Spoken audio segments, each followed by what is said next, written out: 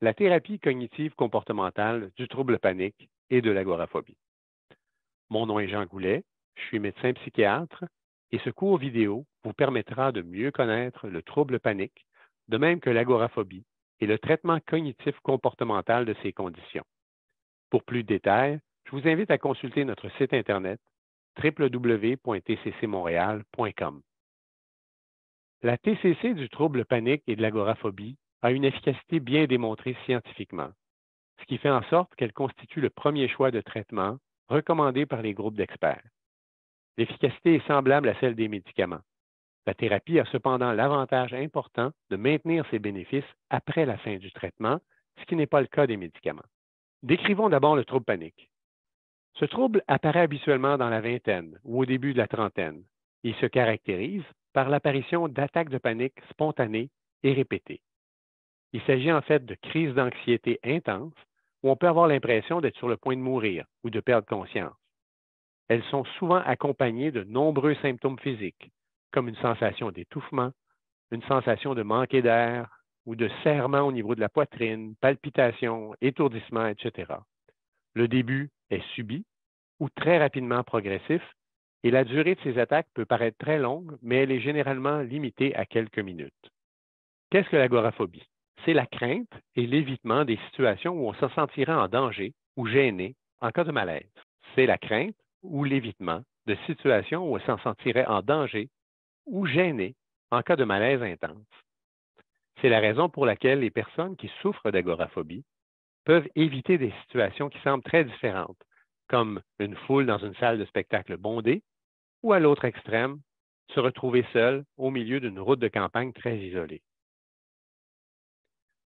Voyons les facteurs qui font en sorte que les attaques de panique ont tendance à s'intensifier et à se répéter.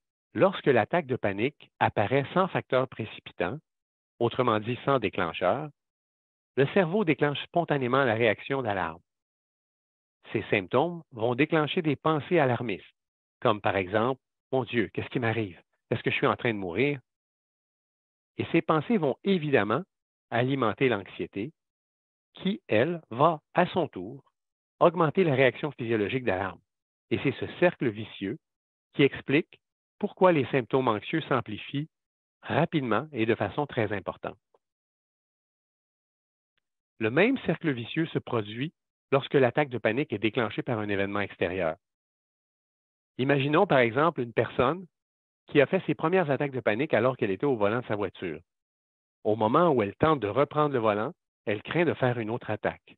Son anxiété augmente et risque de mettre en branle la réaction physiologique d'alarme.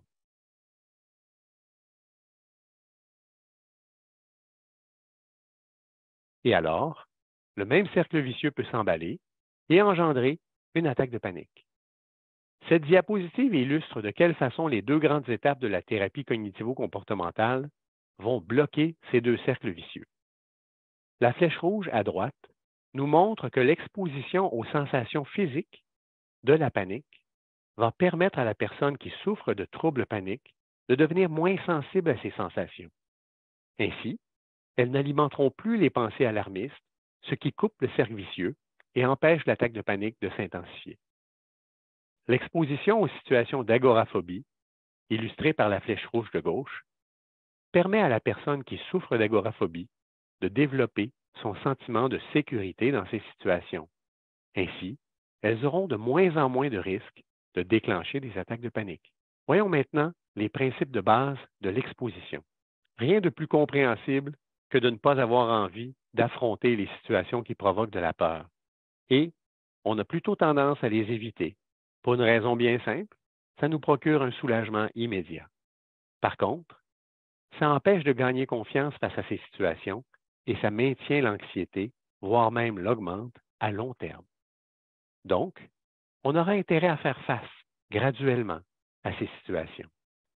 Ce n'est pas facile et c'est un effort bien investi puisque l'inconfort que vous tolérez à court terme vous permettra de maîtriser l'anxiété à long terme. L'exposition graduée consiste à faire de manière progressive face aux situations qui provoquent l'anxiété, et ce d'une façon qui fera en sorte qu'elles en provoqueront graduellement de moins en moins. Voyons maintenant les étapes du protocole de thérapie cognitivo-comportementale, du trouble panique et de l'agoraphobie.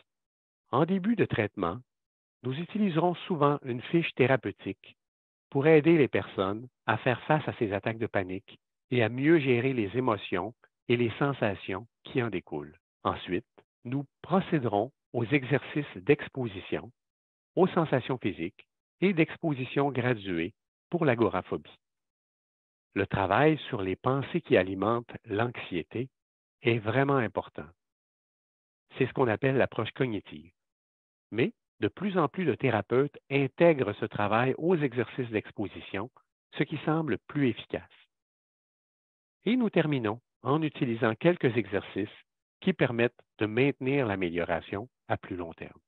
Voyons maintenant de façon plus détaillée chacune de ces étapes. Parlons d'abord de la fiche thérapeutique pour faire face aux attaques de panique. Il s'agit en fait d'une petite fiche où l'on écrit dans nos propres mots les 3 étapes suivantes pour ensuite pouvoir utiliser ces fiches comme un aide-mémoire lorsqu'une attaque de panique commence.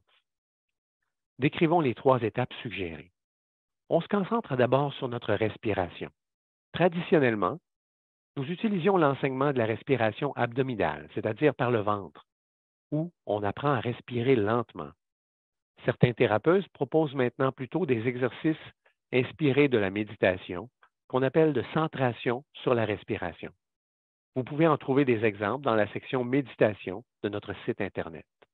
Lorsque l'attaque de panique survient, on va d'abord utiliser ces techniques pour ralentir la respiration, éviter l'hyperventilation qui aggrave les symptômes. Après quelques secondes utilisées pour calmer la respiration, la deuxième étape consiste à se parler. On essaie alors de répondre aux pensées dramatisantes qui alimentent l'anxiété. Plutôt que de se tenir un discours qui ressemble à « Oh mon Dieu, qu'est-ce qui m'arrive? Est-ce que je suis en train de mourir ou de perdre conscience? » On essaie de se parler d'une manière rassurante, mais aussi réaliste. On pourrait se dire, par exemple, OK, je sais ce que c'est. C'est une attaque de panique. C'est super désagréable, mais absolument pas dangereux. Et ça finit par passer. En terminant, à la troisième étape, on se remet en action. Les activités nous permettront d'éviter de rester trop concentrés sur les symptômes physiques de l'attaque de panique. Discutons maintenant de l'exposition aux sensations physiques. Ce type d'exposition permet de devenir moins sensible aux sensations physiques de la panique. Un peu à l'image d'une patineuse artistique qui devient de moins en moins sensible au tournoiement à force de pratiquer et de s'y exposer. La diapositive que vous voyez énumère les 8 exercices classiques d'exposition aux sensations physiques. Généralement, on pratiquera les 8 exercices avec le thérapeute pour déterminer ceux auxquels on aura besoin de s'exposer. Par la suite, on pratique quotidiennement, en commençant par les moins difficiles. Et à mesure que la désensibilisation fait son œuvre, on augmente le niveau de difficulté et on varie les contextes. L'exposition graduée pour l'agoraphobie. On identifie d'abord les situations qui sont évitées. On peut, pour ce faire, utiliser un questionnaire qui s'appelle l'inventaire de mobilité de l'agoraphobe et que vous pouvez trouver sur le site Internet. Par la suite, on les classe par ordre de difficulté. On y fait face en commençant par les moins difficiles et en notant les résultats. Pour ce faire, vous pouvez utiliser le document intitulé Grille d'auto-observation pour les exercices d'exposition pour surmonter l'agoraphobie. Il se trouve aussi dans la section Grand public, Troubles panique de notre site Internet. Pour en maximiser l'efficacité, les exercices doivent être prolongés, répétés et rapprochés dans le temps. La durée doit être suffisante pour se convaincre que le scénario catastrophe ne se matérialise pas. Il faut aussi essayer de cesser, si nécessaire de façon graduelle, tous les comportements sécurisants, comme par exemple transporter un médicament sur soi ou se distraire en écoutant de la musique ou en parlant à quelqu'un. On recommande aussi de varier les exercices et les contextes, ce qui favorise le maintien à long terme. À mesure qu'on gagne en confiance, on peut affronter des situations de plus en plus difficiles. Il est aussi important de modifier les pensées qui alimentent l'anxiété. La façon la plus efficace d'y parvenir consiste à affronter les situations pour tester ses croyances. Il n'y a rien de plus convaincant que de constater par sa propre expérience que les scénarios dramatiques ne se matérialisent pas. En terminant, le thérapeute pourra suggérer quelques outils qui favorisent le maintien à long terme. On propose parfois quelques séances espacées dans le temps. On peut aussi faire un résumé très personnel de ce qui nous a été le plus utile. On utilise aussi parfois une fiche de prévention des rechutes qui permet d'identifier les premiers signes de rechute et de se souvenir de ce qu'on doit faire le cas échéant. En espérant que cette vidéo vous aura été utile, je vous salue au nom de TCC Montréal.